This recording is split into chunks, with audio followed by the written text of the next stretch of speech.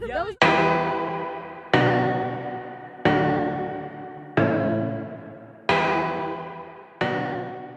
Hello, and welcome to an episode of Drinking the Kool-Aid. This is a comedy podcast dedicated to the mysterious. My name is Cassidy. My name's Amanda.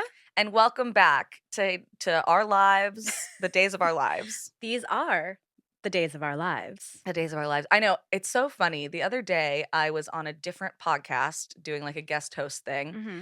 And they had such like a beautiful opening, like directly into something cohesive. And I was like, maybe one day I'll get there. No. What are you talking about? Maybe one day I'll have a cohesive entrance into an episode. Every show has it kind of figured out. No, you're right. Not us. We haven't quite gotten there. You're not wrong here. Do I think we're gonna change? No.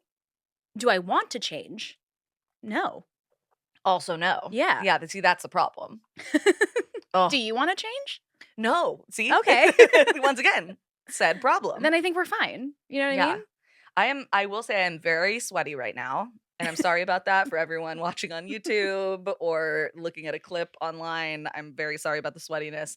But sometimes that's just going to happen. I mean, I think everyone is experiencing the heat, right? Yeah, we live in a planet that's melting. Yeah. Yeah, the water wars. They're Water coming. Wars, Planet of the Apes. I laugh, but it's happening. They're coming. We know. Yeah. You don't ever not remind us every couple months that they're coming. Nestle, we know what you think about it. This is a comedy podcast. Anyway, how are you? I'm so good. So good. Yes, because you made me cookies for my birthday. I did. And I already downed 2 of them. And I'm probably going to get another one in between breaks. I posted just some of the ingredients. I can't post them all because I can't give you guys all my secrets. It's called a secret recipe for a reason. Yeah. And I'm experimenting with some new recipe tweaks. You approve? I love. I gave some to Kate last night and I had like 3 different ones. And I was like, okay, I baked these all differently and they have like slightly different things. And Kate just texted me and went, I don't know. There were cookies and they were all so good. Well, the ones you gave me that I ate were delicious. She likes like a cakier cookie. So I was going for like a cakey cookie I situation. like something that's like really chewy, soft. Yeah. Yeah.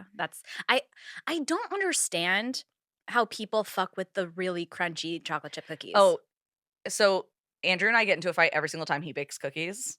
He makes them crunchy? What I do when I bake cookies, if I'm not like baking a big batch like for something like a birthday or whatever, I will bake half of the dough and then I will roll up the rest of the dough and put it in the freezer. Mm-hmm. So that way, whenever I want a cookie, I can just slice off a cookie amount, put it in the air fryer, and eat it. Yeah, that makes sense. Whenever I need one cookie, right? Because otherwise, I'm like, I don't want these cookies going bad on my counter. So I always do that. And so sometimes he'll be like, oh, I'm going to make some cookies with some of the dough that's in the freezer. So it's my dough. And I always go, you cook it for 11 minutes. And this man, by the way, professional chef, genius in the kitchen, right? This is a man that you would trust with your final meal on death row, okay? He's that good. I'm not kidding.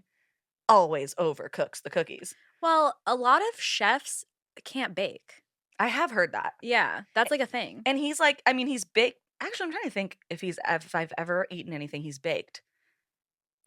I guess not. Yeah. Maybe at like one restaurant he worked at, they had like a cheesecake situation or like he came up with the recipe, but I don't know if he himself baked it. But cake is different than cookies. Yes. Cookies look, if you like a soft cookie, they look not done. Right. When you pull them out. But that's what I like. They continue cooking on the plate, first of all. And also once they, hit the air, they like kind of deflate a little bit. Mm-hmm. So yeah, but he always makes them super crispy because he always cooks them like a minute or two too long. And I literally will take a bite and be like, no, thank you. Like, yeah. I do not like a crispy cookie. Can't I like do it when I make them for myself. Like I made a small batch yesterday just for like me eating them while I'm baking all the other batches.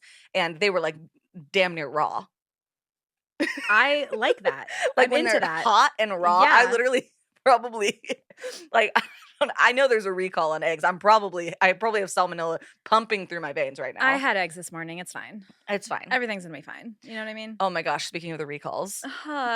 There's too many. Like There's too many. I saw the funniest one on Twitter this morning. What am I supposed to do? Not eat anything? No, listen to this. Recall details. The FDA notice said that Lockout Supplements is recalling all of its Boner Bears branded chocolate syrup because it is found to contain the drug sildenafil, which was not listed on the product's ingredients label. Boner Bear chocolate syrup? Yeah, it's like chocolate syrup that makes you hard. I thought it was just like the company. I was like, that's a crazy name for a company. No. The company name is Lockout Supplements.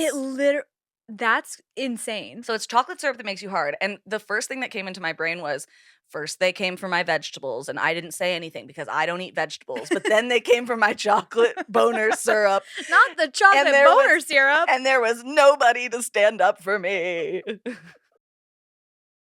What happens if a woman eats the chocolate boner syrup? Like, what happens to us? You get all bricked up. Ooh, all bricked up on a Tuesday. Yeah. Okay. Will it make my nipples hard? Maybe. I don't know. I just figured I was about to be very vulgar. And I know exactly what you're gonna say. But like, ladies can take like boner pills and stuff. They do sometimes. Oh, okay. We should test it out for science. I would not like to do that at all. Just think it would be like a funny little silly, I'm horny enough. A silly little bit. I don't know.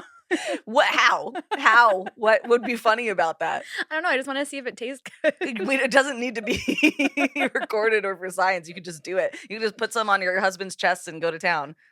You're not wrong. I'm assuming that's what people use it for, like body chocolate, right? Oh, yeah, that makes more sense. Yeah. It's not like going on an ice cream sundae. I mean, maybe.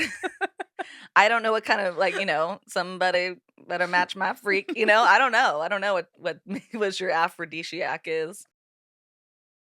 Hey, babe, all we have is this boner chocolate syrup for the sundae. Is that okay? That sounds like the start of, like, those, like, really bad romance novels where it's like, oh, we hate each other, but we have to go on vacation together and there's only one bed. It's like, oh, we hate each other, but the only thing left to top our sundae is the boner chocolate. Oh, what's going to happen? I'm sure we'll be fine because we hate each other so much that if you have the boner chocolate, it'll be fine. Wow, I've never read a romance book like that. That's because you did not read fanfic when you were younger. No, I didn't. Yeah, that's like a fanfic trope. Like there's only one bed is a big one. I really should have gotten into that. I'm surprised you didn't. I mean, I guess you didn't read. That's true. I did read like weird stuff on the internet though, and I feel like all those were on like those weird websites. Like, weren't those like fanfic websites? Yeah, remember when you tried to use one as a source once? That was a long time ago. Okay, She's a new woman. I'm a new woman. Let's cellularly. not bring it back to that. It was one time, okay? But yeah, no, that's like a big trope in fan fiction writing. Like, oh, there's only one bed. I guess they have to sleep next to each other. Wow. And then they just happen to touch each other and happen to have a boner because of the boner chocolate syrup. And then they just have to have sex. Yeah, it's like a little bit like that scene in Ninth House where they sleep in the bed together and he like wakes up with a boner and she can feel it on her back. It's like that, but that was a little fan casting. No, I got it. Yeah. And I liked it. I know you did. That's what I'm saying. It's just right up your alley. Enemies to lovers, there's forbidden romance. Really nothing I love more. I'm than gonna be enemies honest. to lovers. Yeah. Oh my gosh, did you hear about this crazy lady online who is trying to release an enemies to lovers romance story about a Nazi, an SS Nazi during World War II falling in love with a Jewish girl? I'm sorry. What? And then she released all this like horrible AI art like to like promote her book, and everyone's like, there's so many levels to why we hate this. The AI art, atrocious. The Nazi love story. What are we doing here? She probably used AI to write the book as well. I just assume if I see AI on any of your shit, I assume that everything that you produce also has AI's dirty little fingers in it. Absolutely. So I just don't even engage with it. But like, What are you talking about? What do you mean? You know, it's really crazy how just, like, anyone can just, like, write books these days, you know what I mean? Like, that's Like, crazy. I don't think it's going well for her, if it helps. Like, Well, she is going viral, the so internet is not happy with her. There's, like, 3 orders, and they're all to Erica Kirk's house. She's like, "Damn it, how did you guys find out?" Every single pre-order. It's just like Stephen Miller and Erica Kirk. God damn it. That's literally insane. Yeah. No, I totally forgot about that until literally this very second.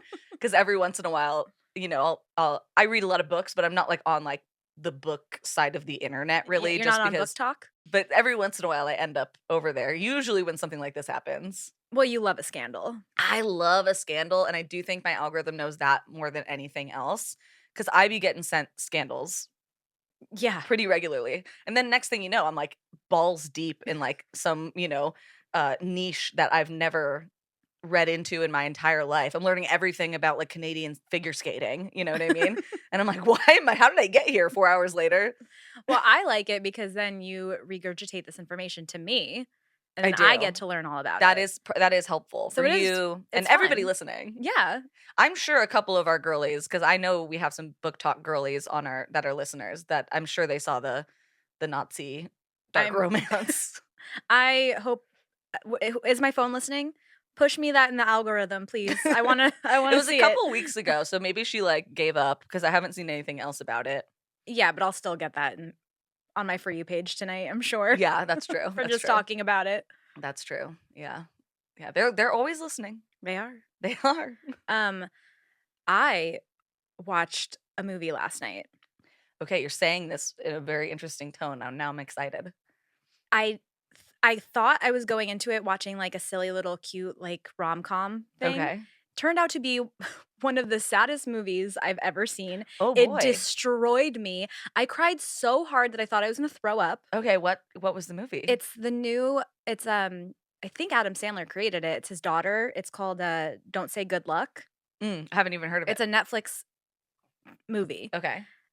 You love, oh my God, what is her name? Melanie Linsky? Yes, she plays the mom. Okay. She's so good. I love her. And Max Greenfield is the dad. Love him too. Yeah, really great cast. Sunny Sandler is the lead. She's very cute. But I thought this was just gonna be like this like cute little. I was like, oh Sam, let's watch this movie. I heard it's really cute. Yeah. Holy shit. Heartbreaking, gut-wrenching. Like literally, I could not stop crying for like 30 minutes after the movie ended. Wow. I mean, I guess I was about to say why, but I don't want you to spoil I don't want to it. spoil it for everybody, but Yeah. holy shit. Well, you can tell just me. I'll bleep it out. I'm never going to watch it. It's not even a rom-com at all. It's not a rom-com at all. Okay. And that's what I thought it was going to be Got it, going into okay. it. I was like, oh, this really cute like musical theater. Yeah. No, guys, don't be fooled. Don't be fooled. But I mean, sounds like Amanda liked it. No, I did like it. Just made her cry, but don't be fooled. Don't go into it thinking it's a silly, lovely movie. It's not a silly, goofy time. Okay. It's a very serious, not goofy time. Yes. So if you watch it, drop it in the comments and let me know if you cried, okay? Because it was really sad. Let her know that she's not alone. Oh, man. Turning on that movie and assuming. That's like when people watch Click and they were like, what the fuck was that? Remember that? Yes. It was like, everyone's like, oh, Adam Sandler. That's the fucking 51st Dates guy or whatever. Dude, he's really good at the dramatic. Like, Uncut Gems is I was crazy. going to say you love Uncut Gems. Yeah. And so, and like, I don't know. I think very similar to, and we've talked about this on the show before, very similar to, what's his name, who plays the Grinch? Jim Carrey. Jim Carrey. Like when you're like, wow, he's just a good actor. Like Jim Carrey's just like a good actor. Yeah, he can do it all. Yeah. So it's like always shocking though, because in our brains, it's like, that's the water boy. Yeah. No, literally. Yeah. Yeah. Crazy. Yeah. I'm just a warning to everybody, okay? Have the tissues ready. Lock in. Figure it out. Get your boner chocolate ready. Actually, don't. It's been recalled. I was going to say, don't mix up, don't have the boner chocolate on your ice cream sundae while you're watching this movie because I feel like that's really weird. Just crying, just bricked up super hard, just crying. I mean, I'm sure a lot of guys do that. Probably. But I don't want to know about it. That feels really weird. Hey, you're the one who was trying to experiment with the boner chocolate. But it's too late. It's been fucking recalled. You guys don't buy it. Check check the barcode on your boner chocolate. I know you guys all have it in the fridge right now. Do you think it's shelf stable? Well, it's recalled now, so it doesn't matter. I know, I'm just So saying. throw it out. Throw out your boner chocolate, okay? Everybody, this is your warning. Since the federal government is not doing their job anymore, get rid of that boner chocolate right now. We are the ones that need to tell you, apparently. How, okay? you know what? You know it's a crumbling society when you have to get your boner chocolate news from a podcast, comedy podcast With two ladies. with two ladies.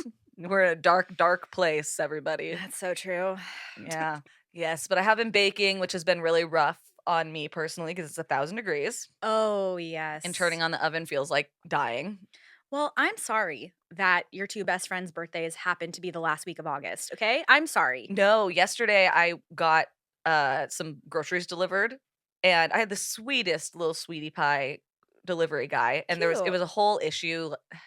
For some reason on his app it said that I like had canceled the order and asked for a return, but on my app No. it said that was not the case and whatever. It was a whole thing. He had to like call a billion people but he was really nice because I had bought some ice cream. So he's like, take the ice cream upstairs to the freezer at least or whatever. Oh. But I was just getting baking supplies delivered. And he was like, oh, Sorry, I know it's just like so convenient for you, but it just sounds so bougie. it's not. It's so cheap. I know.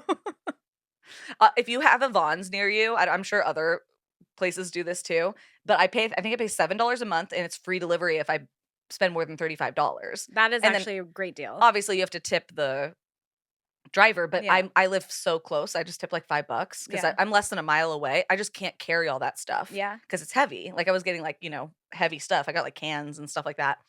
But I know it does sound bougie. And I'm like, I don't do anything bougie like that. That's why it's funny. But he was really sweet and, I was helping him figure it all out. And so we were talking for a while and he was like, got a lot of like baking supplies, like chocolate chips, and I needed to do baking soda and baking powder and I needed some eggs and like this and that, right? As long as you didn't get the boner syrup. No boner syrup. Okay. Boner syrup cleared. And he was like, are you baking something? And I was like, oh yeah, it's my two best friends their birthdays are in, the next 5 days. And he was like, Leo's, interesting. And I was like, yeah. I was like, my husband's also a Leo. Mhm. And Well, Kate's a Virgo. that's true, yeah. But I wasn't gonna correct him. But he was like, oh, so you're like baking and doing all this stuff. And I was like, yeah, it's everyone's birthday. I just like to bake or whatever. And he was like, are you Taurus? Oh. And I was like, I am a Taurus. And he was like, my dad's a Taurus, my brother's a Taurus, my goddaughter's a Taurus, my grandma's a Taurus. He's like, so the second you said like you're the one who like bakes for everybody for their birthday, he was like, that's a Taurus. Okay, astrology king. Yes, I was like, and I was like, wow, I love this guy. He was so sweet. That's awesome. I love that. I thought he was gonna be like, oh, can I get some of those cookies? No, he literally was like, I know more about Tauruses than I do about my own sign, and I'm an Aries, so that's saying something because we're self-absorbed. Well, isn't it goes Aries into Taurus, right? Or no? No, I'm wrong. No, I'm right. Are you right? Yeah, because Aries is April, and then it goes into Taurus. Aries, Taurus, yeah. Cancer, Leo, Virgo. Yeah. Right? Yeah. Yeah. Yeah. I think. Because Don't fact check me. Drop it in the comments. I was gonna say if he's an Aries, then your birthdays are probably close-ish, unless No, because I'm a late. Oh, are you a cusper? I'm late. I'm closer to being on the cusp than I am. I think it's only a couple days after the 18th because Taurus starts in April. Yes, it's like April 17th. Yeah. That it starts. Yeah. Because my other friend is an April Taurus. Yeah. What's the difference between an April Taurus and a May Taurus? I heard it described as this once is they have almost the same personality, but May Tauruses have a gun. And I'm gonna be honest with you, I think that's true. Nothing has ever sounded more accurate to describe you in my life. Yeah. It's like April Taurus is, a lot of the same stuff. We like luxury, homebodies, we like good food, good wine, all that stuff. But like May Taurus has a gun. Right. Yeah. Just that added gun in your holster. I've been talking about guns a lot lately. I don't know why. You do bring them up often because as someone who doesn't own one. There's just something so that you know of. Allegedly. There's just something so funny in like like in a scenario, I don't know, of like a gun, like a gun jump scare. A gun jump scare? Yeah, like in a comedic way, Oh, I was gonna say. not in like a Degrassi high school type way. Oh my god. Talk about heartbreaking, Yeah. gut-wrenching. Oh my Yeah. god. Um, yeah, I guns scare me, so it's hard to say that it could ever be in a comedic way, but I see you and I feel you and I support you. You know what I Yeah. mean? So like I'm on an episode this week of Let's Get Haunted, and I bring up a gun like 14 times. If you haven't, go listen to it. It's really Great. We're gonna get so many listeners from that. Can't wait.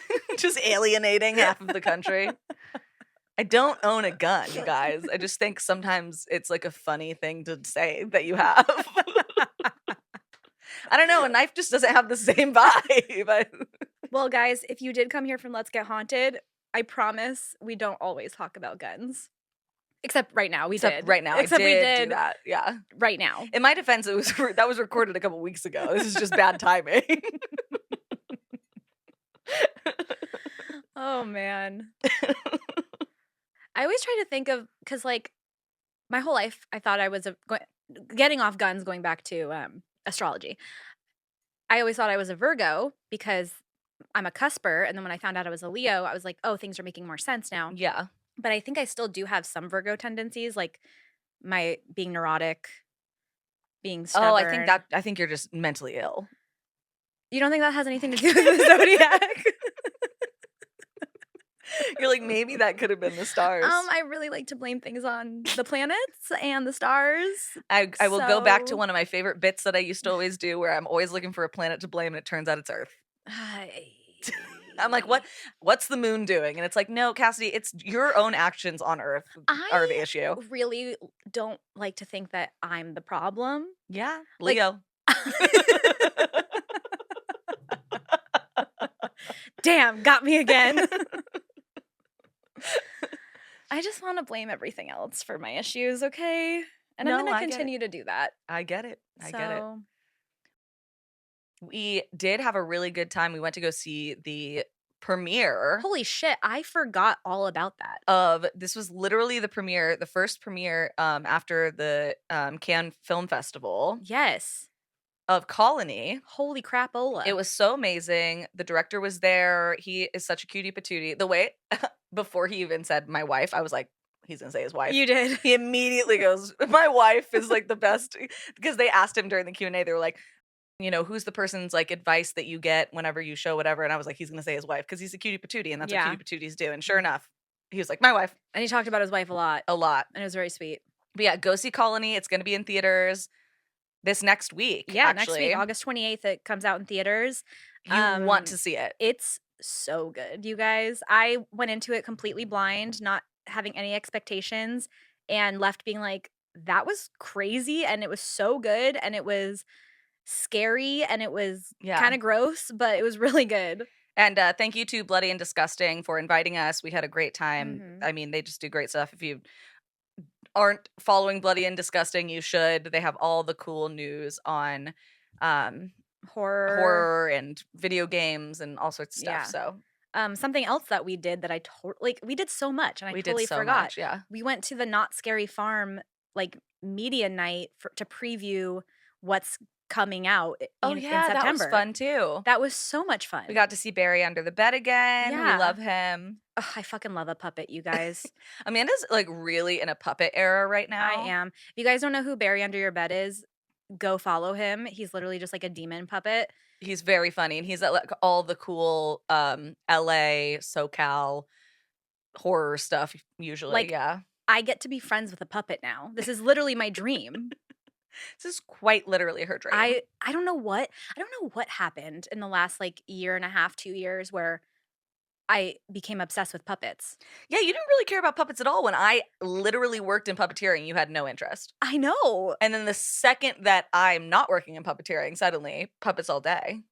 It's really bizarre. It is. Because I would really like if I was obsessed with puppets now, like or the way I am now when you were doing it, holy shit, I would have had a field day. Yeah. I would have got to meet all the puppets. Mhm. Maybe I would have got to stick my hand in one of them. Probably. Ah, It's sweaty in there. I'll let you know that. We would wear just- gloves because it stank. Especially the eel puppet. It stank so bad in I there. bet, because it goes all the way up your arm. Yeah, like literally. Oh yeah, and for me too. Like the other guy who did the puppet, it was a male puppet, and then the other guy who would do it the most often was like a 6'2" Oh God. giant dude, and What was that eel's name? Bertram? Bertrand, Bertrand. and Can you do the voice? I don't know. I can't even remember what I know. He was like Brooklyn, New York. Like we gave him like some sort of accent. Yeah, you did. You did. It Didn't was you like also do an adaptations. It's all about adaptations or something like that. God, I can't even remember. I went to one of your shows. You did, yeah. You Yeah. went to a Bertrand show, and then you went to another show where I played a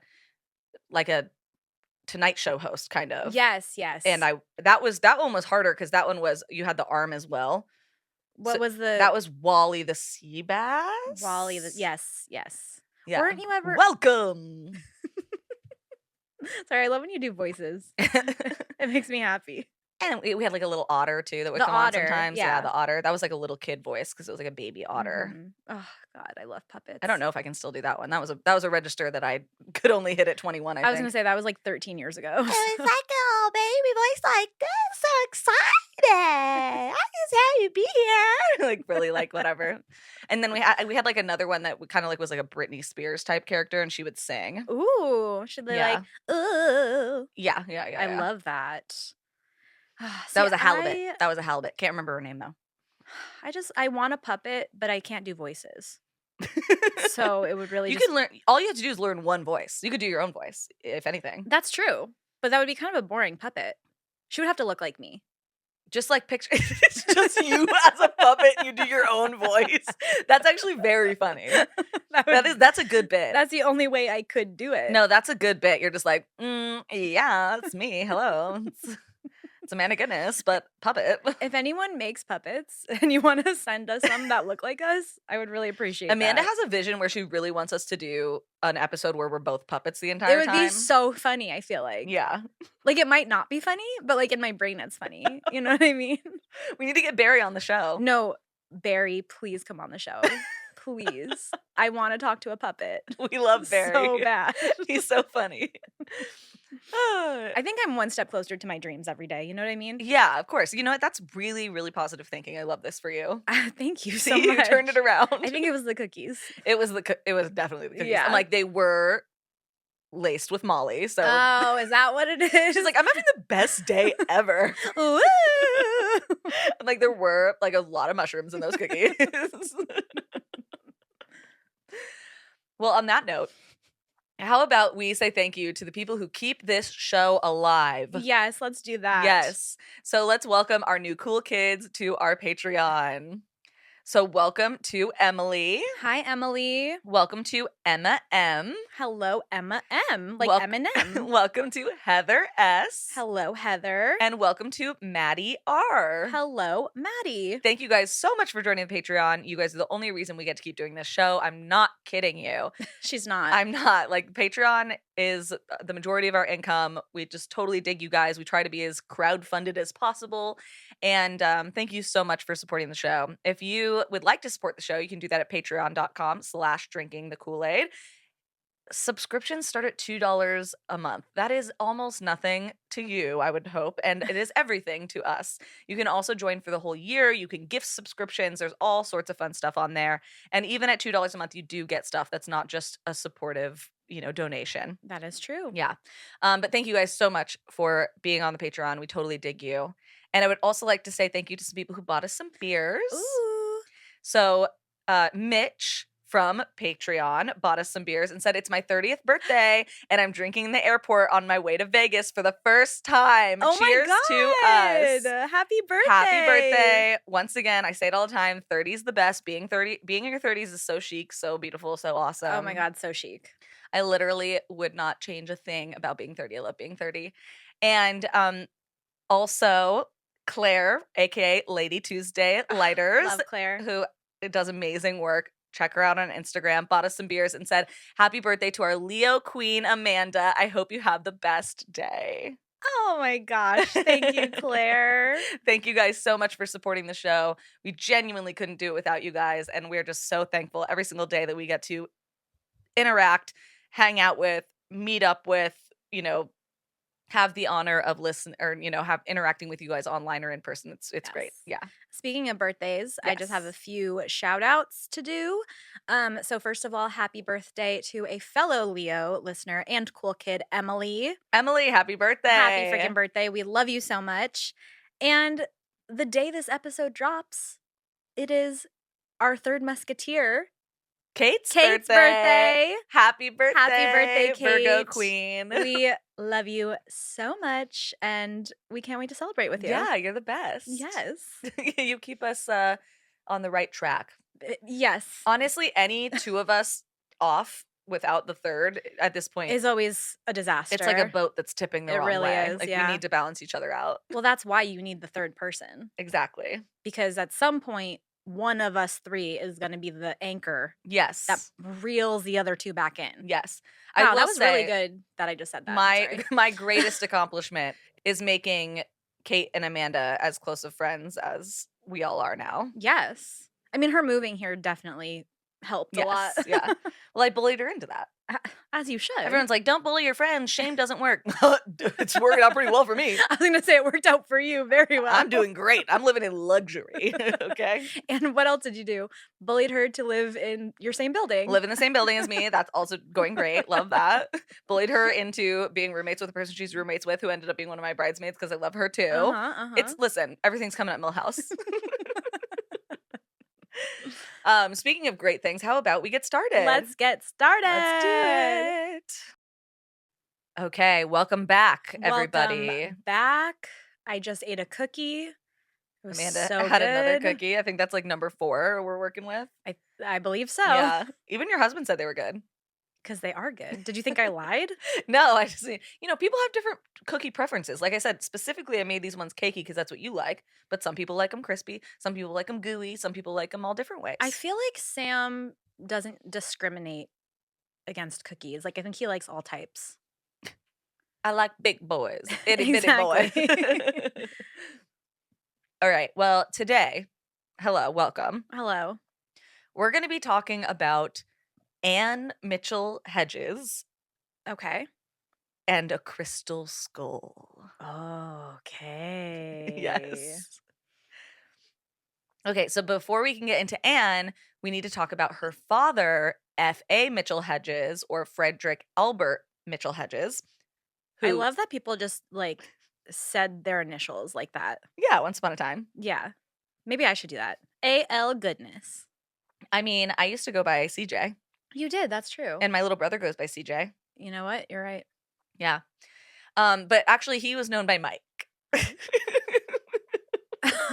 A lot happening here. Okay, Mike. Where are we getting Mike from? Mike also just seems like such a whenever I hear the name Mike, I just picture like a 42-year-old construction worker who lives in Ohio. You know what I mean? So like the idea of this like so everyone named British Mike, guy. That's what you are. Well, just this British guy who was born in England in 1882 and being his name like is Mike. Like Frederick Arnold or something. Frederick Albert. Oh, Albert Mitchell-Hedges. Sometimes known as Mike. No, I'm trying to like come up with a reason why he's going by Mike, but nothing's really making sense. Yeah. I was thinking like Mitchell, but I don't think Mike is short for Mitchell. No, you think Mitch, if anything. Yeah. But and even then, that's his last name. You know what? Sometimes people want to choose their own names, and that's okay. Choose your own adventure. Exactly. Which is what Mike did. Perfect. We love you, Mike. So Mike was born in London, England, like I said, in 1882. He was born in October. And, a little Halloween baby. Oh, I love Halloween. And he was born into like a family with a little bit of money. Okay. So he had good for him. He had some stuff going on. Couldn't be me, but that's okay.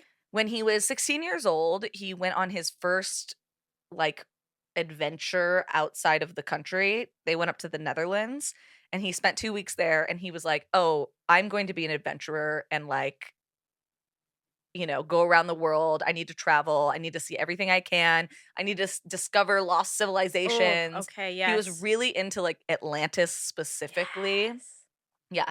But his dad was not down with it. His dad was like, nope, you need to stay here and do your studies and all this stuff. And he was like, get fucked, nerd. I'm not doing that. And he dropped out of school. Not everyone needs school.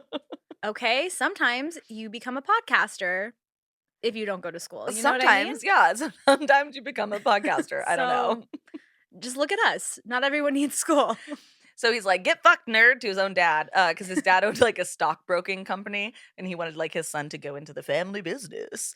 But Frederick was like, "Nah, I'm good. I'm Mike. Actually, I'm not even Frederick. I'm Mike. I'm Mike. Call me Mike." Maybe that's why he changed his name. He was like, "Call me Mike." Yeah. He was like, I gotta somehow separate myself from the family business. Yeah. I'm gonna go by Mike.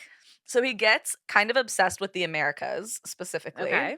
And in 1906, he goes to Canada, and that's where he meets Lillian Clark, who he ends up marrying. Okay.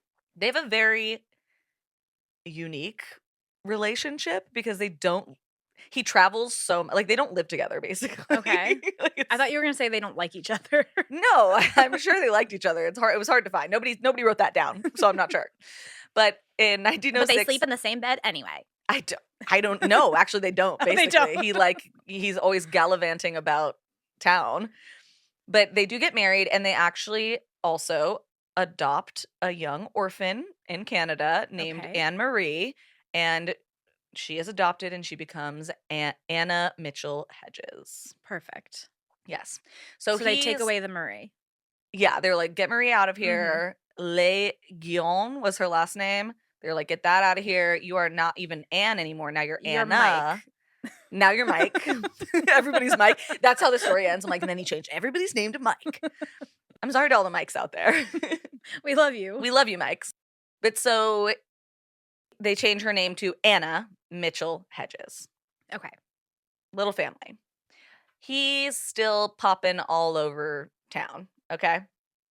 So he's gets particularly obsessed with South America. He claims multiple times to have discovered lost civilizations and lost like colonies and stuff like that down in the Mosquito Coast. We've talked about this before. We have. And unfortunately, most of what he does is like kind of bullshit. But he is believed to be the inspiration for none other than Indiana Jones. I fucking knew it. Yes. I love Indiana Jones. Which might be one of the reasons why the last Indiana Jones movie was The Crystal Skull. Skulls. Oh my God, it's all coming together. Wow. I love this. Now the question is, I got to ask it. Was he as hot as Harrison Ford? He wasn't ugly. Okay. I like when he's got his little pipe. Oh, no. Okay. Not bad. Not bad. I mean, he's no Harrison Ford. He's no Harrison But Ford. nobody Who is? Yeah, exactly. Only Harrison Ford is Harrison Ford. Exactly. Okay, so he's gallivanting all around, and sometimes he would bring his adopted daughter along with him, Anna, and this is when Anna's story becomes relevant. Oh, I can't wait. Okay. So allegedly, on her 17th birthday, okay? It's Anna's 17th birthday. Happy birthday. Yes. And she is down in Belize with her father, Wow. who is gallivanting all around, like I said. Also, it's New Year's Day. Okay. Of 1924, I believe.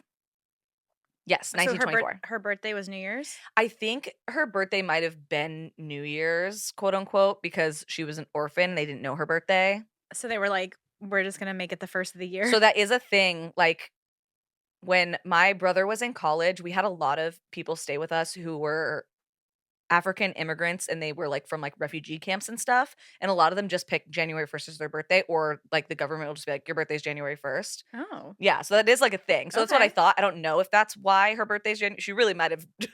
She might have actually been born on January 1st. I don't know. But my brain immediately went to, we had like several refugee kids and teenagers stay with us when I was in high school and younger, and they all of their birthdays were January 1st. No, that makes sense. Because they didn't know their birthdays, so that's just what they put on the paperwork. Okay. Yeah. So they're gallivanting around what is now known as Belize, and they end up in this ancient ruin.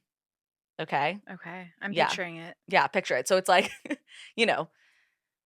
all of these Mayan buildings and stuff. A lot of it was falling apart, unfortunately, because the guy who first discovered it, quote unquote, in 1906 or whatever, blew up a lot of it with dynamite Why do you do that? because he couldn't figure out how to get into the ruins. So he just like was like blowing up holes to go Okay, through. loser. Yeah.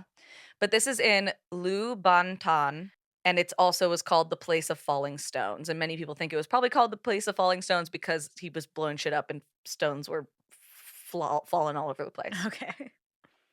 So according to Anna Mitchell-Hedges, she's with her dad. It's her 17th birthday, January 1st, and they're like exploring these ruins and she sees what looks like a dilapidated altar. And underneath the altar, she sees something sparkling in the light. Okay. So she has to be dropped on a piece of rope down into this like cavern to get down there. Okay. I don't think I could do that. And when she's down there, she claims that she finds this pure crystal skull, which I will show you a picture of right meow. That's so cool. Tell the people what you're looking at. Oh, is that her? Yes. Okay. So there is a literal clear crystal skull on a table. It looks like it looks like any like Halloween decoration skull, I would say. Like Yeah. that's the shape of it, except it is clear Mhm. and purely crystal, and they don't sell those at Spirit Halloween. No. But it's beautiful. And then Anne is behind the skull. Yes. This picture was taken in 2005, so she was in her late 90s. She actually lived to be over 100. Wow. Good for her. She looks great there. Right? Anna claims that she found this skull, well, in Belize, and as time goes on, she starts doing like the rounds with it, going around, taking it to schools. I was actually reading because she lived in Canada that she would like go to high schools and elementary schools and do and like show off the skull, but she was also very secretive about it. I was gonna say, like, what did Mike say about this? So Mike, her dad, he died in 1959. Okay. So this is all after that, obviously. Oh, she went to Belize. Wait. I thought she was with her dad in Belize. She was. That's what she said. Oh, okay. So she Oh, we think this is in the 1924. She didn't start like touring with it until like the 1940s, 50s. He dies in 1959. Okay, so we don't have any quotes about the skull from Mike. No, not really. Okay. I mean, I think we'll get there. Also, people naming This is a complicated story, by the way. someone being named Mike in like the early 1900s is also really funny. That's why I was saying. I was like, I picture like a 42-year-old construction worker in Ohio.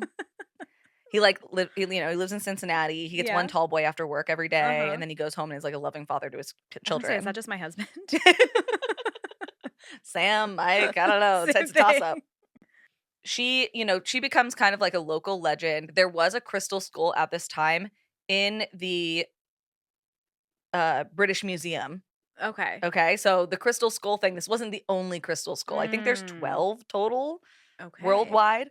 And at first and for a long time, this was like huge. People believed that this was like a pre-Columbus, like pre-colonization, ancient world thing. Some people thought that it was maybe by aliens left there. Some people thought it might have paranormal powers. Even people said that maybe this was the reason that Anna lived so long was because she was in possession of this crystal skull. I like that theory. So I'm just going to ask you, crystal skulls, give me your take. Okay, so my initial thought was, especially looking at a picture of it, I don't know, it looked more modern to me. Okay. So that when you were like ancient civilizations, I was like, I don't know if that looks like it. But how do I know if they had crystal back then? I don't know. Well, I mean, crystal is from the earth. Yeah. Yeah. So I'm sure they did. But I don't know why it just like screams more modern to me. Yeah. So the first one was found, the one that was in the British Museum, was found in like 1881, I think they said. And same thing. People were like, this had to have been like ancient Mayan. It was found in the ruins, whatever. Right. And that's kind of what was believed for an amount of time. Okay. That is a little vague, if I'm going to be honest with you. It is. When I was trying to look up exact timelines, it was a little vague. Okay. To be That's honest why with you it's guys. mysterious, Cassidy. It's very mysterious because she did fucking live to be like 106 or something. I like that theory the most. That's my personal favorite one.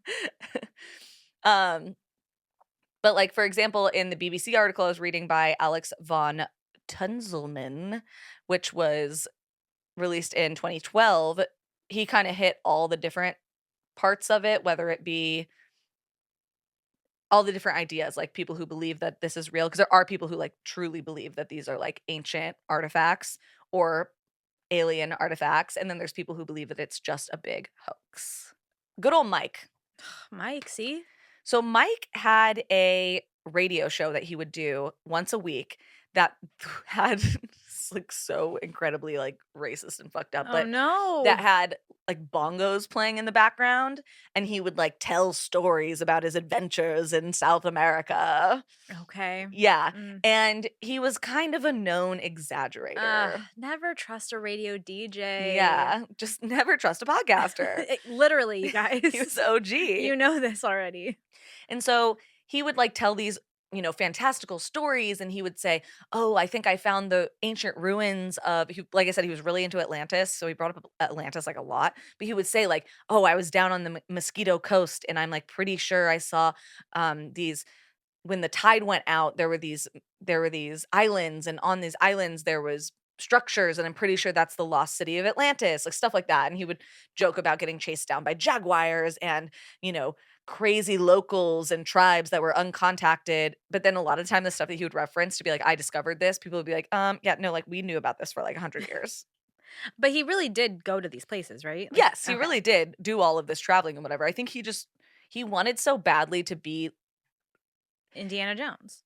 Oh no, he Yeah, was the first. he was, yeah, but he wanted so badly to be like Christopher Columbus, so like be somebody who Mm. would quote unquote discovering something. Like, he was about 200 years too late to like trick the other whites into thinking he actually discovered things, Right, because right, at this right. point we had a lot of written records of a lot of the stuff he claimed to quote unquote discover. Mhm. He wanted to be the first colonizer so bad, but He wanted to be unfortunately, famous. It wasn't gonna happen. I'm yeah. so No, I sorry. mean he was pretty famous. I mean, yeah, I guess that's Yeah, true. it worked out. He The had a crystal skull is a pretty big deal. and he had a radio show Yeah. that played every Friday night. Oh, Friday night prime time. Yeah, oh, he was prime time. People Wow. were people were logging Tuning in for Mike. Yeah, they're they're little scritchy scratchies trying to get to the right station, That's how people used to listen to things. You couldn't just click a button on your phone, everybody, if you didn't know. Those were the days of our lives. And so in the 1990s, there was actually a documentary made about and like featuring Anna. And she told the story about how she was lowered into this cavern and she saw this sparkly thing. And it was like a whole big, deal. And it was her 17th birthday, allegedly. And it was It's a New great Year's story, Day. you know what I mean? And she specifically said that it was in 1924 because that's when her dad was in Belize. Okay. Unfortunately Oh for Anna, no. when some speculation and looking into happened of her story, there's no record that she was even ever in Belize, that she even went on this trip with her dad, including all of the other writings of all of the other explorers that were with her dad. None of them mentioned that she was there, and none of them mentioned the finding of the crystal skull. Yeah, and you would think that that would be like the talk of the town Yeah, because like it's kind of a big deal. if you're keeping records, you absolutely would have written that in your like little journal or whatever. Yeah. And then people start looking into it more. Unless she didn't tell anyone that she found it. They didn't even write down that she was there, and a 17-year-old being there, and she she was lowered in allegedly on a rope. What do you mean you didn't tell anyone you found it? I don't know, just anything that's like that long ago, like things can get lost. Well, while he made no record of the skull in any of his writings before 1940, unfortunately, Oh, another unfortunately. it was found that a crystal skull had been auctioned off by the Sydney Burney at Southby's in October of 1943. And then in December of 1943, our good guy Mike wrote in a letter to his brother that he had bought a crystal skull at an auction from Burney's at Southby for 400 pounds. And she didn't start showing it off until after that. Yeah. Yeah. Mike, you ratting out your girl. It also turns out well, he was dead by this I Oh, think yeah, she that's probably true. was like, "Well, everyone's like, they're all dead, That's so I true. can just, like, make whatever story I want to about this thing." I mean, I don't blame her. So, they also realized, like, people who did get to see it in person or, like, do measurements on it or whatever, realized that it's basically the exact same measurements as the crystal skull that's at the British Museum.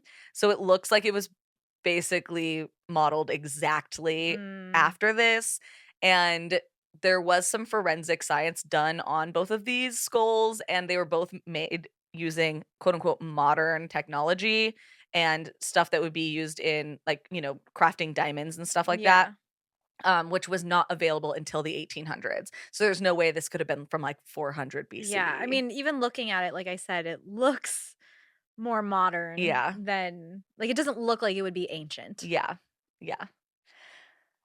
But until the day she died in 2007, Anna staunchly said that she was there in Belize, that she found that skull under an altar in Mayan ruins, and she kept it in her possession until the day that she died. And like I said, some people truly do believe that this skull was something mystical. That's why she lived to be over 100 years old. She was literally in her 100s going on tour with this skull into New York, Arizona, doing speeches about it, talking about archaeology and all of this stuff. And I don't really know what happened to her mom. I'm gonna be honest. I literally tried to find so much and Oh, I couldn't yeah. find anything. You just didn't talk about her at all. Like I said, I don't know how much they like actually were around each Yeah, other. that's true. They didn't live together. Yeah. But on archaeology.com, after all of this hoopla happened in like 2009, they wrote a whole article basically being like, this is a fraud. Everybody knows it's a fraud. They were calling it the skull of doom for a while. And they were like, the skull of doom is a fraud. The skull that's at the British Museum is a fraud. They actually do have it labeled at the British Museum, like that it was created and not an ancient ruin or whatever. Like it was probably made at some point in Germany, actually, is what they think in the 1800s. Mm. But there are 12 of these skulls. What you believe is what you believe. many I many historians just believe that it is a fraud. I hate when people are just so quick to be like, "That's fake." Yeah. Because here's the thing. Maybe her story was made up, okay? Yeah. But who's to say that it didn't have some sort of like magical, mystical properties? Maybe someone of like spiritualism or mysticism created these 12 skulls, hid them around the world for people to find, and they all possessed these magical properties. And then her dad bought one from the auction, and then when she had it in her hands, she realized it was magical. Yeah. You know what I mean? Maybe. Like anything could be possible here. Like I said, she did live to be fucking 104 or And whatever. I attribute that to the skull. Yeah. I think that's why she The lived so skull was long. part of it. Yeah. I That's love a that. long ass time to live. Yeah, I love that. That is a very long You time to know, live. like, and she's like still gallivanting around. She's traveling. She looked great in that photo. She's like in her 80s. She's in her 90s in Oh, that she's in her. photo. Oh my god, yeah, Yeah, yeah. No, in this flawless photo skin. oh, this photo was taken in 2005. She was 100 years old. Ah, come on, Yeah. look at her. She's got a gleam in her eye. She does. She's got a little glint in her eye. Yeah. A little something something. But this skull is, regardless of what people believe about its foundings or whatever, it is the clearest of the crystal It's skulls. very It's clear. exceptionally clear. The other ones are much cloudier and more rough looking. It also has a detachable jaw, like the bottom jaw is Oh, detachable. And so it is, a really cool artifact regardless yeah. of what you believe its origins were. Maybe you could hollow it out and put your tequila in there. I do have a I I have a love those. I have one of those bottles Yeah, on my bookshelf you right do. now. That's what it looked like to me. Yeah. Yeah. But yeah, she said that she had spotted something shining deep inside a chamber of the ruins and was lowered by ropes down to investigate. What she found was a wondrous piece of quartz crystal carved into the shape of a skull. The detachable crystal jawbone was found later. So she was oh yeah, so she lived to 102 because this is in 2005. She was 100. Wow. And she died in 2007. And people said, she's in good health. She has some aches and pains, but we all have those, don't we? Yeah, we do. Yeah. Even at 35, I have Yeah. those.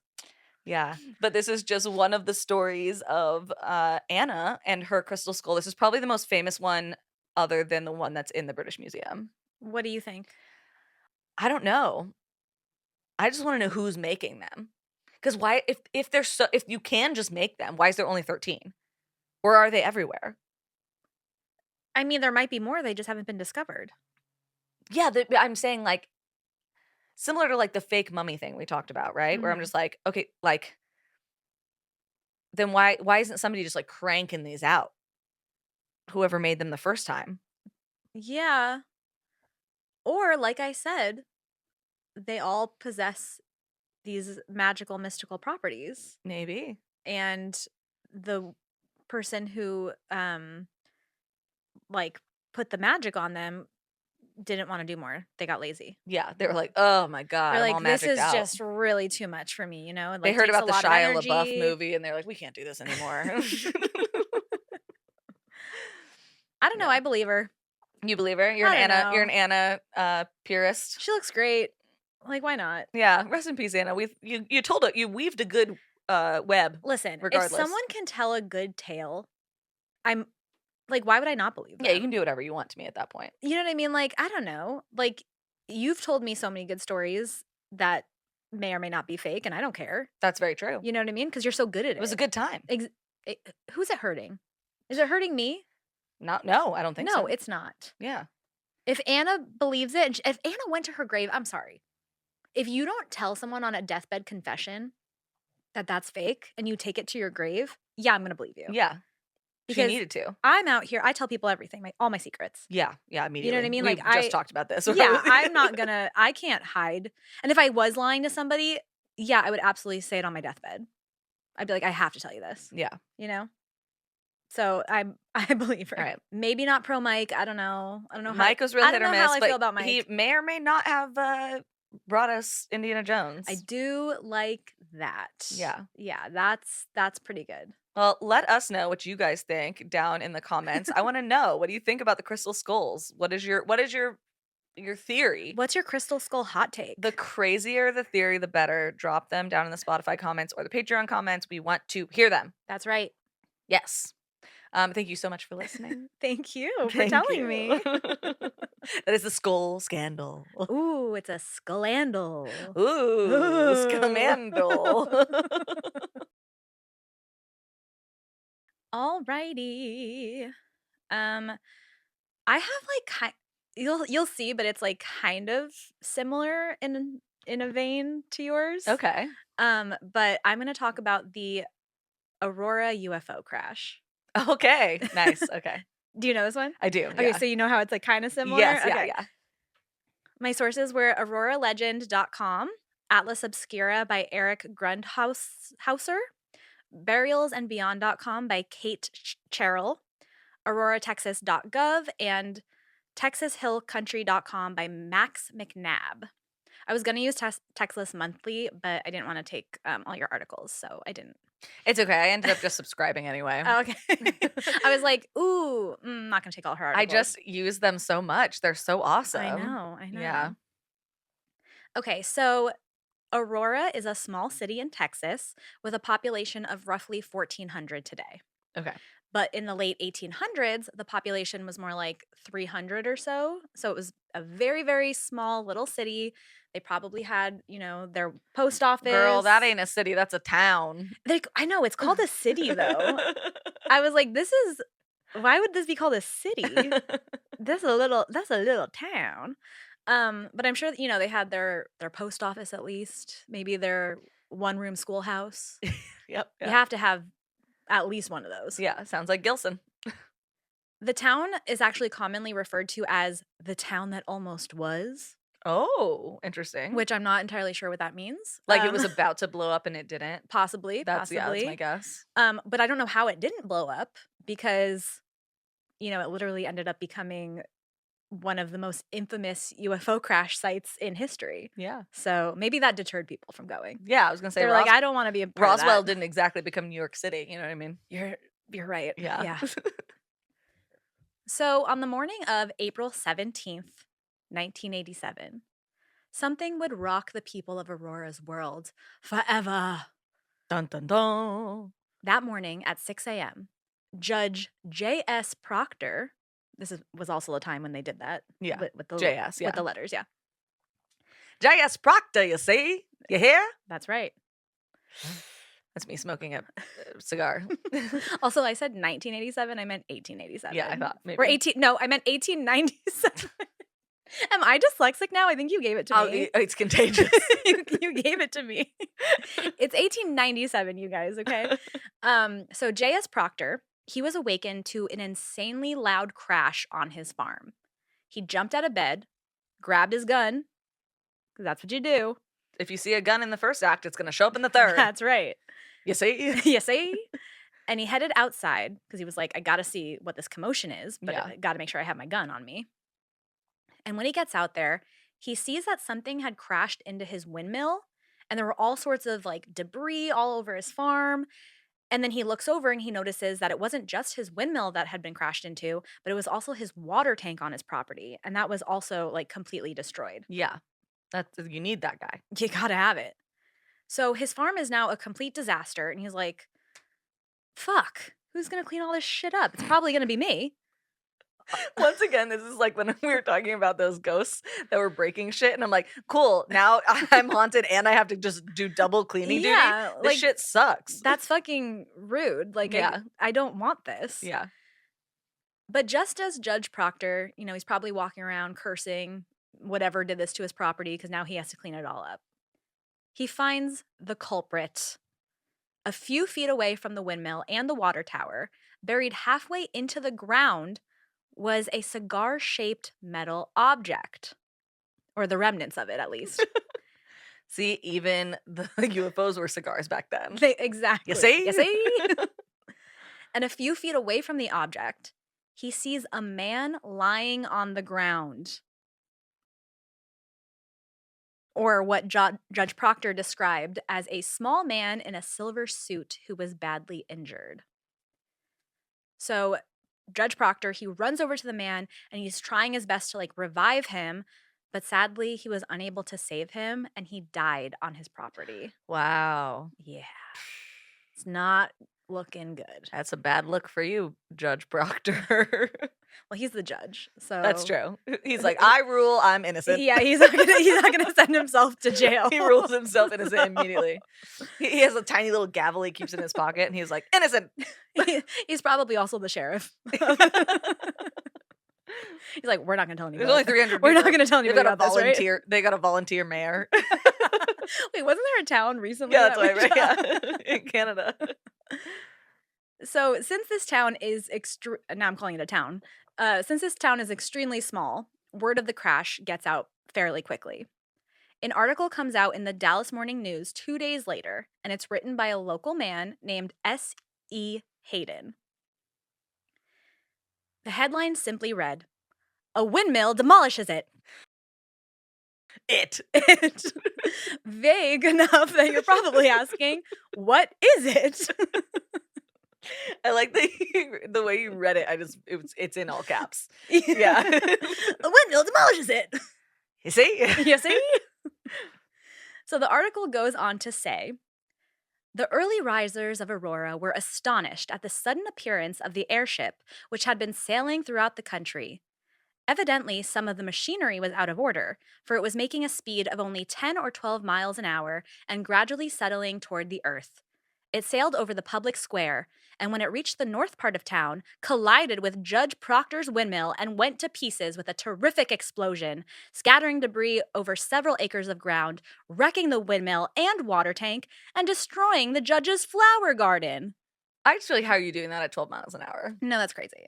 Well, maybe it's really big. I don't know. I was just thinking, like that scene in Austin Powers where he has the you know what I'm talking about? Where he's gonna smush the guy, and the guy's like, no! Oh, yeah. And he's in the giant piece of equipment. It's like a steamroller. The steamroller, yeah. Yeah, and he's going like 2 miles an hour, and he's like, and he's like, no! For like so long. That's what it feels like. Like, what do you mean? What do you mean 12 miles an hour and you just are destroying everything?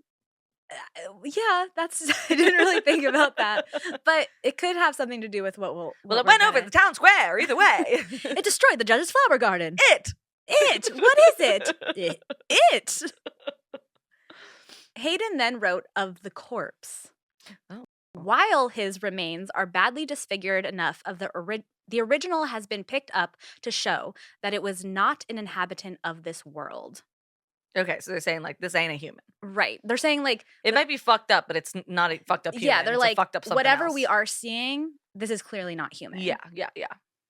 So basically, after Judge Proctor had tried to revive the guy and realized he couldn't save him, he looked closer and he was like, oh, what is this? Yeah. Like, what is this creature? But gave no description. So I have no idea if he was green or anything else. This is like the wife all over again. Literally. Where is she? Where is she? It. So now, without contacting the police or any officials about a literal dead body on the farm, he just starts going to like the other people in Aurora and he's like, hey, do you guys want to like come to my farm and look at this crash site and see this dead guy? What do you guys think about it? Because I don't know what to do here. Maybe just come look at it. Just come look at it. What's it? Just It. come look and you'll see it. It's it. So a bunch of people come to the farm. And they had actually, a lot of these people had claimed that they also saw the craft flying over the city that morning. Mm-hmm. As people are coming in droves to see the crash site, they actually claimed to have found papers in the man's silver suit that had a bunch of these like strange symbols and hieroglyphics all over them. And they were like, well, we can't read this, Yeah. but it must be from out of this world. And then people started speculating that this guy was definitely not from Earth. And then allegedly this like military officer came over and he was like, this guy's definitely from Mars. Oh, Mars specifically. Yeah, he was like, I know what Martians are, Yeah. and this is a Martian He's and like, he's from I've Mars. been fooled once and I won't be fooled again. Yeah. And then some other people were like, okay, this is obviously part of like a secret military experiment. And the whole town is just buzzing and they're all talking about this and what this could be. Well, there's a literal dead person, by the way, just on the property. It's not a dead person. It's it. That's what they say. They say it's it.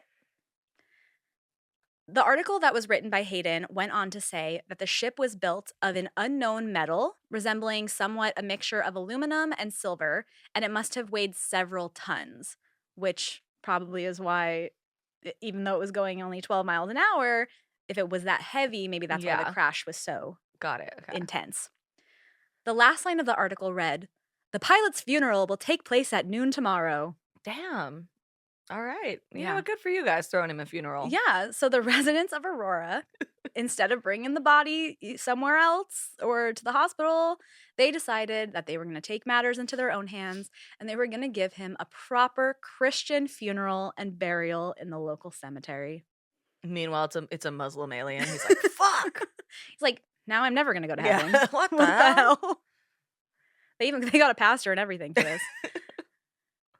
After the burial, the locals marked his grave with like a stone marker, which was basically this giant rock that they carved a UFO into.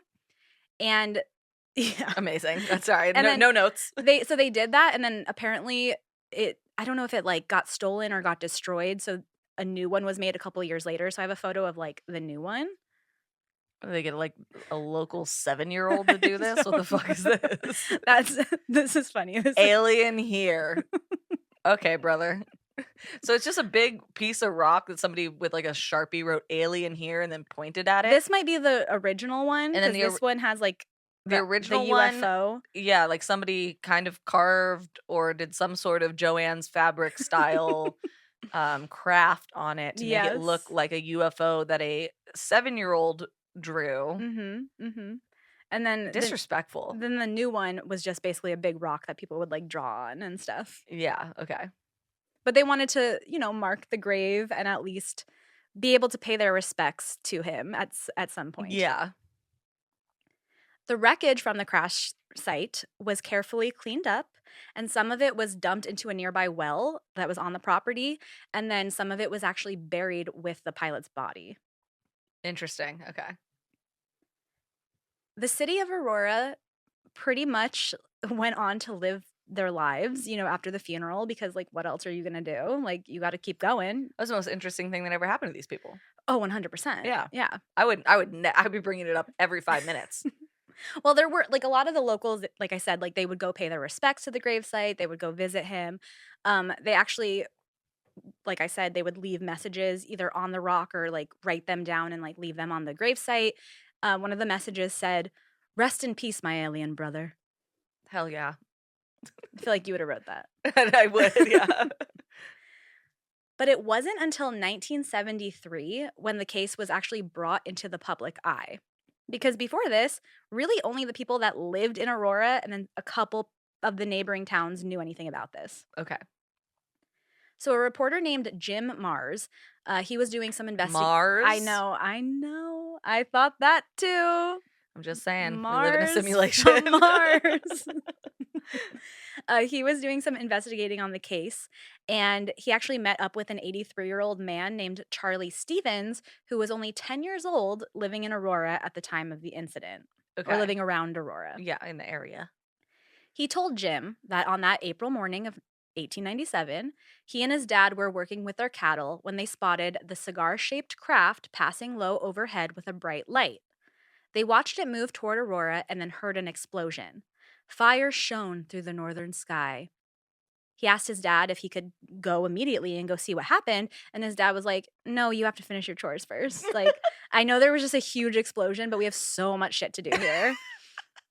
That's so funny. And Charlie was like, "Oh man, Shucks. I really wanted to see what happened I really over wanted to see the there." fire and destruction. But the next day, his dad rode into town and claimed that he saw all the debris from the airship. Got it. Okay. And then reported it back to Charlie, and Charlie was like, "Can I go see it?" And he was like, "No, finish your chores again." Jim Mars had actually interviewed a few other witnesses that all claimed that they also saw the airship. The event did happen. All of this is completely true. To me, the most interesting witness was a man named Brawley Oates. Fantastic name. Yeah, a lot of interesting names in this story. You always do, though. Have like... and everyone's probably like, another Wattpad. Yeah. It's Wattpad all over again. She's like, and then they were investigating the alien, and there was only one bed.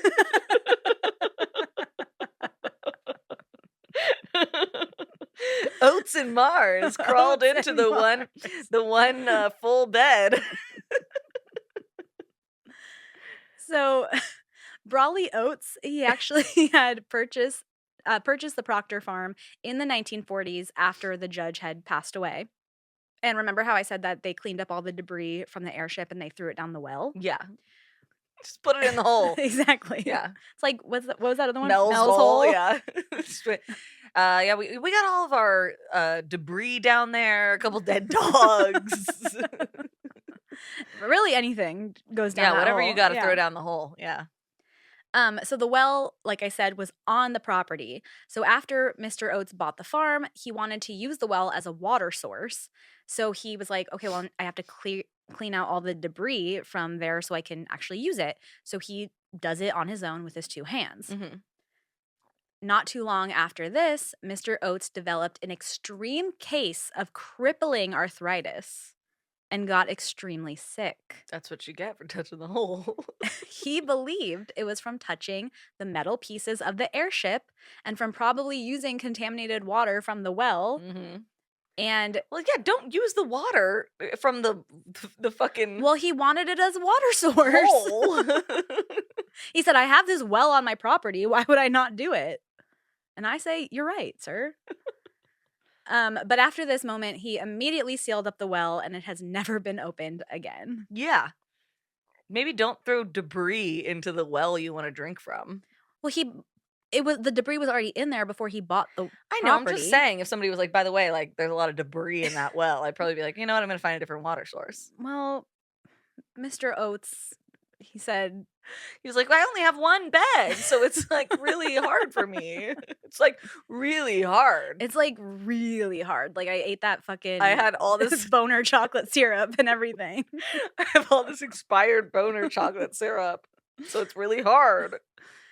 In 1980, Time magazine interviewed a woman named Etta Pegues, and she was only 3 years old at the time of the crash. She's now Okay. 86 during this interview. And she claimed that S.E. Hayden had actually only written the story as a joke to bring interest to Aurora. And he made Mm. the entire thing up. Yeah. And one thing I will say about S.E. Hayden, he wasn't a journalist. He was like just a average Joe, like salesman in town. Yeah. And he would often write articles and send them into the paper because he wanted to get published. God, he's just like me for Yeah. real. But I don't know. Etta was only 3 years old, so it's not like she actually was able to know what was going on back then. Yeah. So maybe she just hated his ass. I don't know. But she tells the magazine that Judge Proctor also never had a windmill on the property at all. But then this TV show called UFO Hunters, they are like, well, we're going to go investigate your claims and see if you're right or wrong. And they go to the property and they found remnants and evidence that there was a windmill on the property at some point. So they were like, okay, Etta, we don't believe Joke's on you. you fucking young and then old liar. Exactly. So just like any UFO case, there are the believers and there are the skeptics who think this was all made up, all a hoax. Most people in Aurora, they do believe that this happened. And they continue, like I said, to kind of preserve the legacy of the crash and the pilot. The folks of Aurora actually gave the pilot a name. They call him Ned. Ned. So what a lot of people refer to him as Ned, and they go Did visit he also Ned. publicly cheat on his wife and ruin the reputation of like a group of guys who maybe like to try things? I don't think so. Not this Ned. Oh, okay. Different Ned. Sorry, I was Different thinking of a Ned. totally different Ned. Researchers and obviously like UFO enthusiasts, they have come to Aurora over the years looking for evidence or seeing if they can like test out some of the sites, test out the well, like all that stuff. And some people have even asked if they can dig up Ned's body and exhume his remains. That was my first thought. Because if they did that, they would get a lot of answers. Imagine it's just like a short guy. Well, like that's what I'm saying. Yeah. Like it could just be a guy. There could be nothing in there. You know what I mean? Like Yeah. this would solve a lot of I'm surprised somebody hasn't answers. just done that. That's true. You know what I mean? A grave robber. Yeah. Yeah. Grave robber. That exactly. Sorry. Don't feel nothing at all. Sorry, nobody's seen Repo except for me. No, we had a listener say that they loved it. Oh, really? Yeah. Good. Okay, that makes me happy. At least one. I want you to watch it, but I don't think you'll like it. Well, I can do it. I'll watch it for fun. For science. Now, there was a woman named Tony that lives in town, and she was Great name. Tony Great for a name. lady. Love that. Great name. Yeah. Okay. And she was giving an interview in a magazine, and she was like, "Well, you can't exhume a grave unless you notify the next of kin." And there are no next. And there are no next of kin because, as far as we know, Ned's an alien, and you can't just contact his alien children. You just send it out on like the next Martian probe. Hey, by the way, we were wondering, could we like dig this guy up? And the Martians are like, no, fuck you. And they just invade. You. Yeah, that's right. Just invade, start bombing us super hard. And they should. Yeah. You know what I mean? Like, we would deserve Honestly, that. at this point, to let them fly. But that rule is basically how the Cemetery Association got the court to like refuse anyone the rights to exhume the body over the years. So nobody ever has. I say exhume him, dig him up, dig him up. I mean, unfortunately, it would solve a lot of the questions that people have, but it doesn't look like that's going to be happening anytime soon. No, I want it to happen. In 2012 or 2013, the rock that was marking the grave site in the cemetery was once again stolen. And this time they did not replace it with a new rock.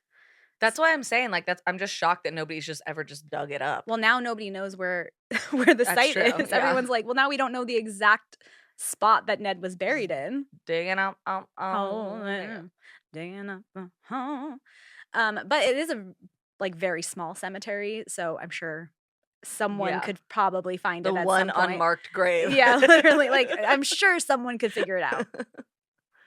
There is a plaque in the front of the cemetery that does mention the incident.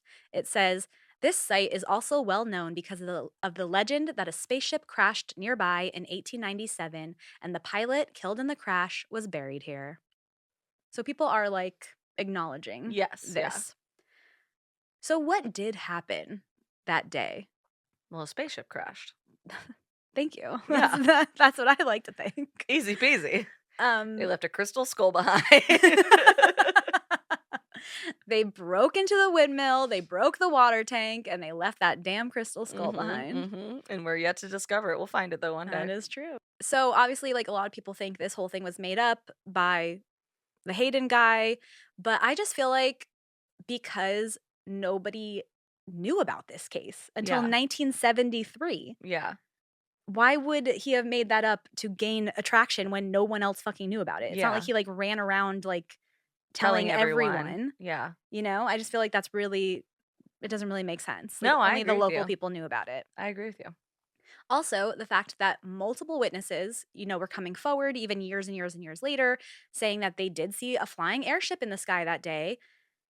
And that is something that would definitely stick out to people back then because airplanes weren't around, really. It's not like we have planes going overhead, helicopters, everything every 5 minutes. This is 6 years before the first airplane actually took Really? flight in So 1903. they wouldn't even have like an idea of it. Yeah. Yeah. So like there were people had already created like airships, but they were like not what we see today as an airplane. Obviously, they looked more like a blimp or like a little thing. Like the Hindenburg and stuff. Yeah, exactly.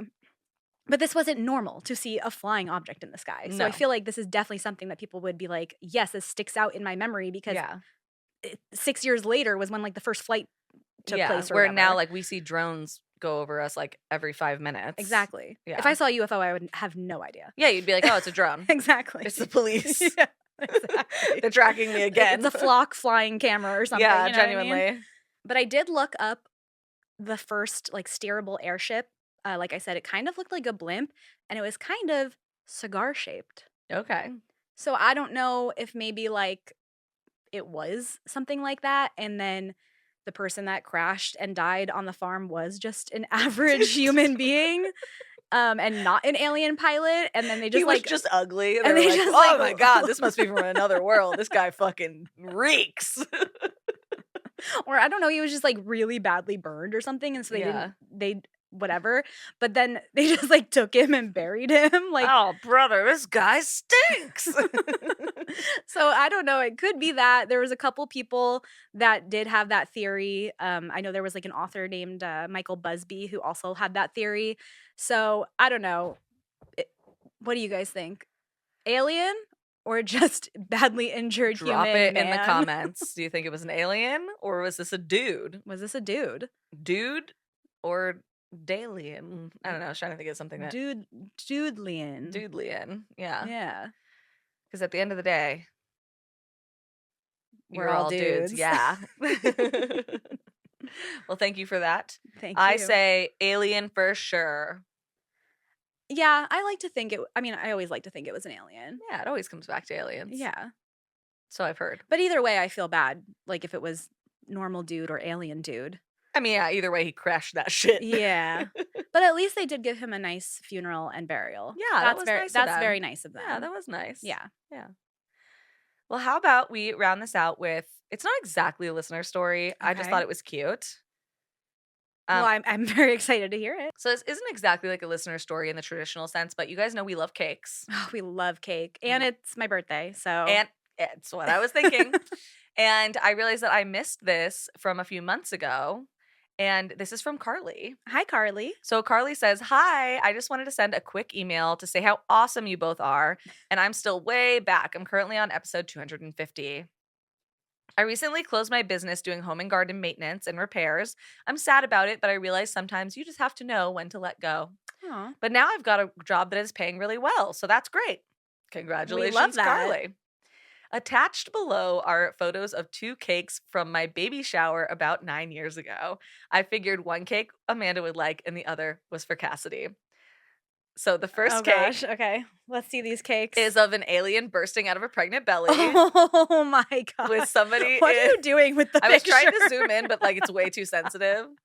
I don't know what's going on. I don't know. I don't really know how to use my You're making it like like dance. Yeah.